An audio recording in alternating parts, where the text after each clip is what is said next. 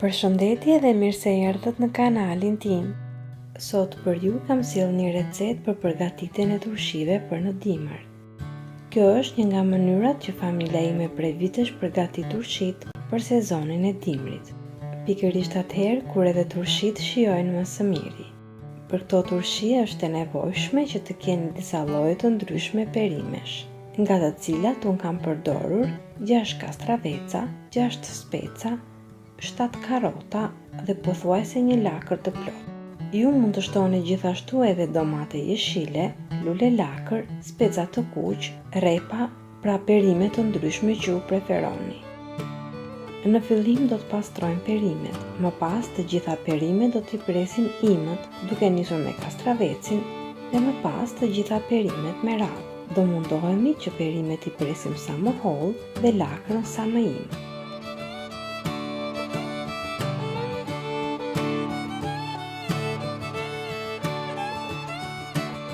Pasi i kemi prerë të gjitha perimet, i hedhim në një kovë apo enë plastike dhe aty do të shtojmë 5 lugë gjelle me krip, 2 lugë gjelle me sheqer, 1 gotë e gjysmë me ufull molle apo rushi. Unë përdor gotat e vogla të çajit.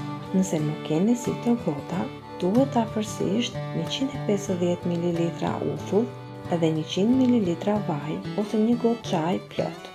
Pasi i trazoj mirë me perimet, do t'i mbuloj me kapak dhe do t'i lëm për një ditë që të pushojnë. Pasi në këtë mënyrë, perimet do të lëshojnë lëngjit e tyre dhe më pas do i kemi gati për të mbushur vazot.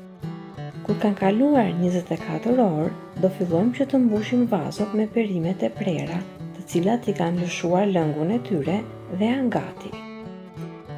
Pasi vazon e kemi mbushur deri në gjysmë me perime, në vazo do hedhim edhe disa kokra piper të zi, një thelpi hudhër dhe më pas e mbushim sërish me perime. Në fund kur vazoja është mbushur deri te gryka, do shtojmë sërish piper të zi kokër dhe një thelpi hudhër. Të njëjtën procedurë do e përdorim për të gjitha vazot dhe në momentin që perimet kanë mbaruar, lëngun që ka ngelur në fund të enës do e ndajmë në mënyrë të barabartë tek të gjitha vazot. Unë nuk vendos asgjë më tepër brenda vazos, por ju nëse dëshironi mund të shtoni erëzat që ju preferoni.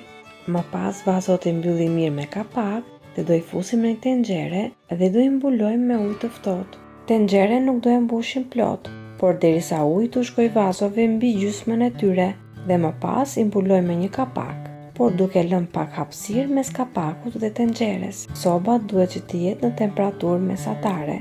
Pasi ka kaluar gjysmë ore, do e fikim sobën, i lëm që të ftohen për 10 minuta dhe më pas do i heqim vazot nga uji dhe do i mbulojmë me një pecet. I ktheni vazot përmbys pasi hiqni nga uji dhe nuk ka nevojë fare që t'i mbuloni. Pasi vazot janë ftohur plotësisht, i vendosni në dollap të freskët dhe të errët, ku ato mund të ruhen nga 6 muaj deri në 1 vit. Kjo ishte edhe receta për sot të dashur miq. Shpresoj shumë që t'ju ketë pëlqyer. Nëse dëshironi që të më motivoni më shumë për receta të reja, ju lutem mos harroni të bëni like dhe subscribe kanalin tim. Bashkë do të dëgjohemi sërish. Deri atëherë, Zoti ju bekatoft të gjithëve.